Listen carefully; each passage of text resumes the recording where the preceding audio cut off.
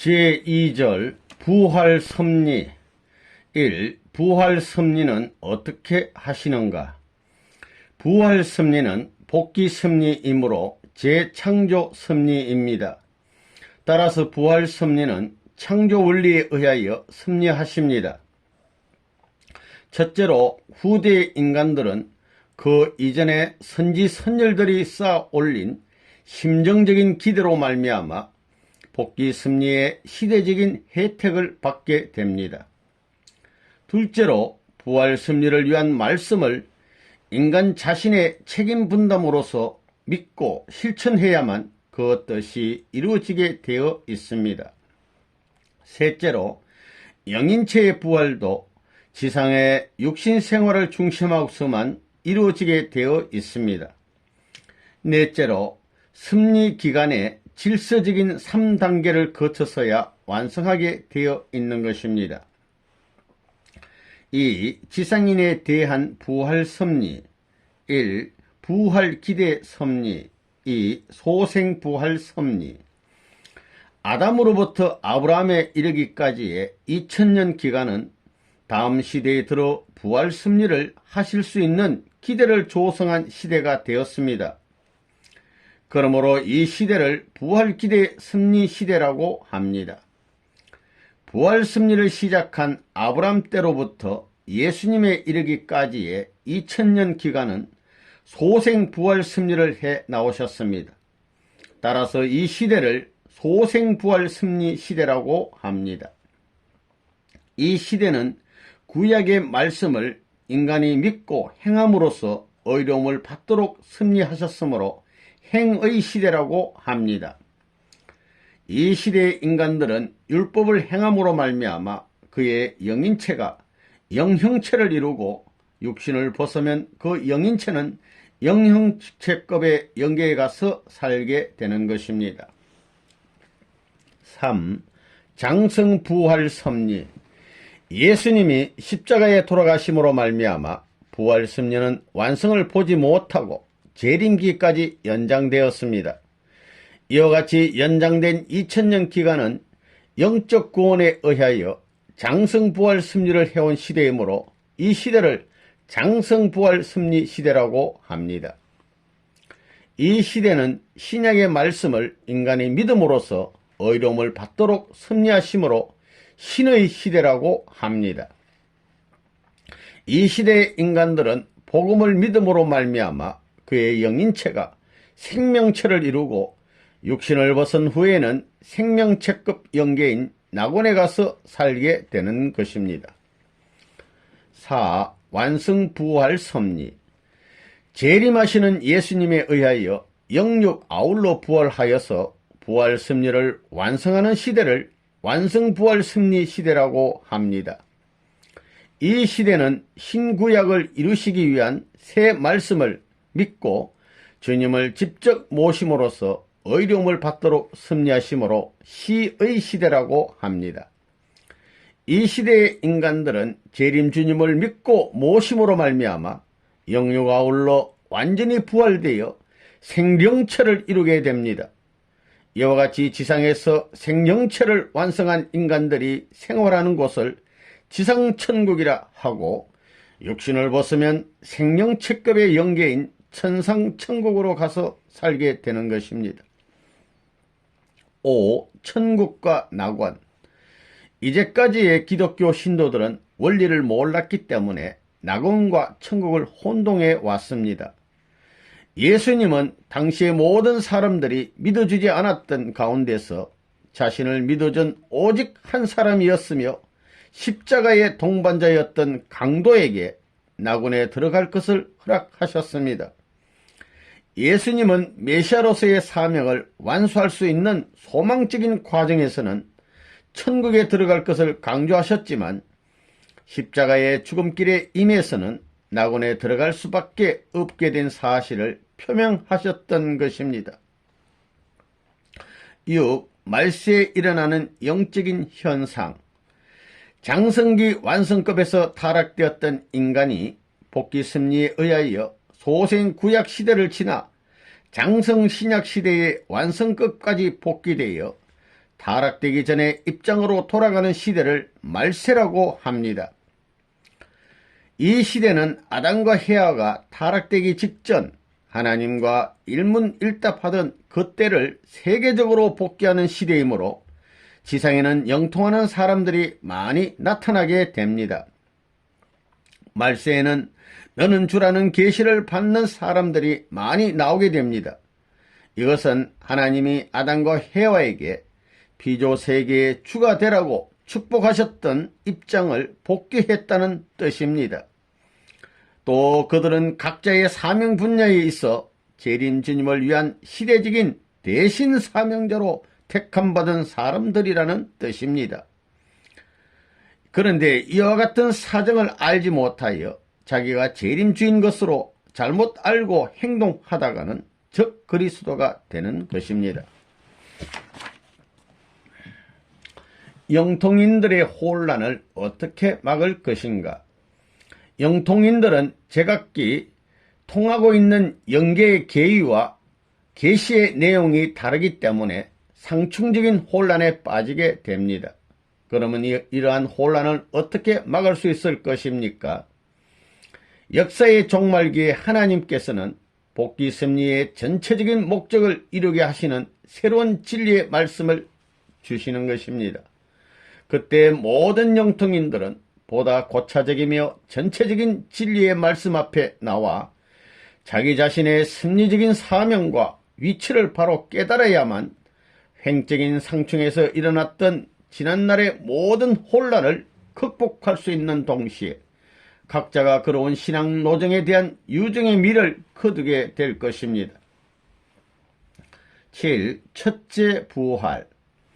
첫째 부활이라 함은 하나님의 복귀 섭리 역사가 시작된 이후 재림 역사에 의하여 맨 처음으로 인간이 원죄를 벗고 창조 본연의 자아를 복귀하여 창조 목적을 이루게 하는 부활을 말합니다.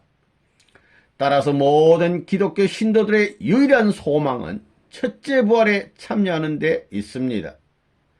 이 첫째 부활에는 재림 주님이 강림하시게 될 때 맨 먼저 믿고 모시고 따라 복귀 섭리 노정의 전체적이며 또한 세계적인 탕감 조건을 세우는 일을 협조함으로써 원죄를 벗고 생명체급 영인체를 이루어 창조 목적을 완성한 사람들이 참여하게 됩니다. 3. 영인에 대한 부활 섭리. 1. 영인들이 재림 부활하는 이유와 그 방법. 영인체는 육신을 떠나서는 성장할 수 없으며 부활할 수도 없습니다. 따라서 지상에서 완성하지 못하고 타계해버린 영인들이 부활하기 위해서는 지상에 재림하여서 자기들이 이루지 못하였던 그 사명 부분을 지상의 성도들을 협조하여 지상인들의 육신을 통하여 대신 이루어 맞추어야 하는 것입니다. 지상의 성도들이 기도 및 기타 영적인 활동을 하는 가운데 영인들의 상대가 되면 그 영인들은 재림하여서 그 지상인들의 영인체와 상대 기준을 조성하여 역사하게 됩니다. 이 기독교를 믿고 간 영인들의 재림부활, 장성부활, 장성재림부활.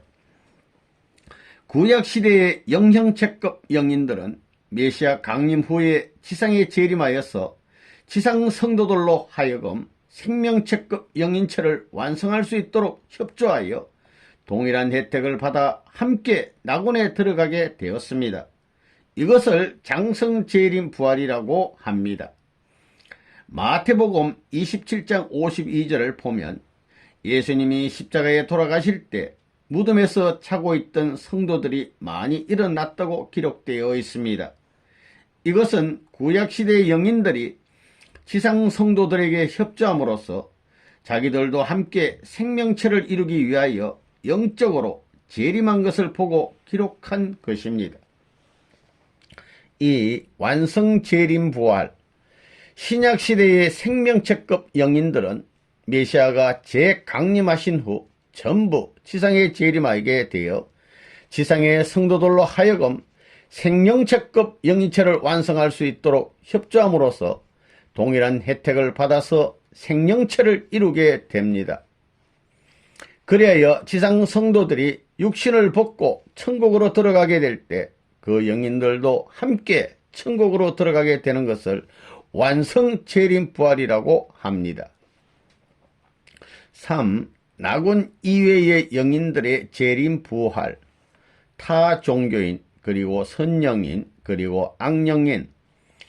기독교 이외의 타 종교를 믿고 간 영인들은 자기들과 같은 종교를 믿고 있는 지상인을 택하여 가지고 재림하여 복귀 승리의 목적을 이루어 나아갈 수 있도록 협조함으로써 동일한 혜택을 받게 됩니다. 양심적으로 살다간 선영인들은 지상의 선인들에게 재림 협조함으로써 동일한 혜택을 받게 됩니다. 악영인들의 재림 부활은 그 역사가 결과적으로 하나님이 벌로서 지상인의 죄를 청산하려 하셨던 것에 대한 탕감 조건으로 세워졌을 때 재림 부활의 혜택을 받게 됩니다. 악영인. 악령의 역사가 어떻게 하늘을 대신하여 심판의 행사를 한 결과를 가져올 수 있을 것인가에 대한 신뢰를 들어보도록 하겠습니다. 복귀 승리의 시대적인 혜택으로 말미암아 가정적인 혜택권으로부터 종족적인 혜택권으로 옮겨줄 수 있는 한 지상인이 자기 자신이나 혹은 그 선조가 지은 죄가 남아있으면 어떠한 탕감 조건을 세워 그 죄를 청산해야만 종족적인 혜택권으로 넘어갈 수 있게 됩니다.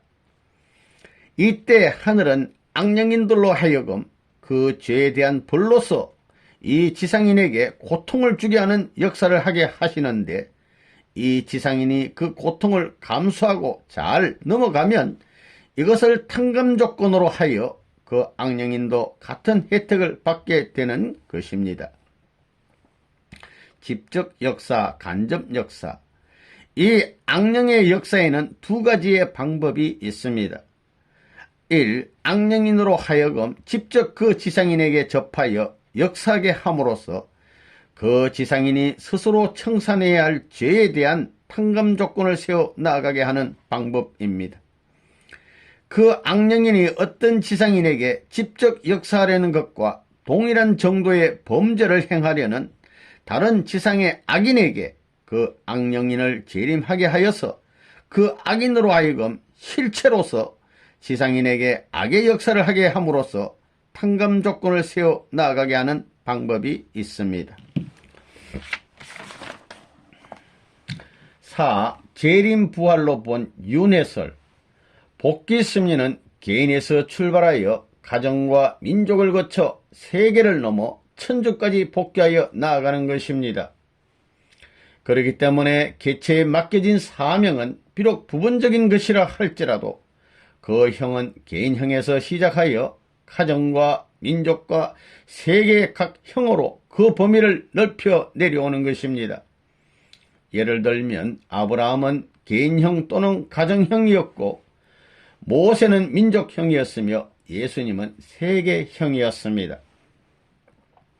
지상에서 사명을 다하지 못하고 간 영인들은 각각 지상에서 맡았던 것과 같은 사명을 맡은 동형의 지상인에게 재림하여서 협조하는 것입니다. 그 지상인은 자기 자신의 사명과 동시에 협조하는 영인의 사명까지도 대신 이루어주는 것이 됩니다. 이와 같이 되면 그 지상인은 흔히 그를 협조하는 영인의 이름으로 대칭되곤 합니다.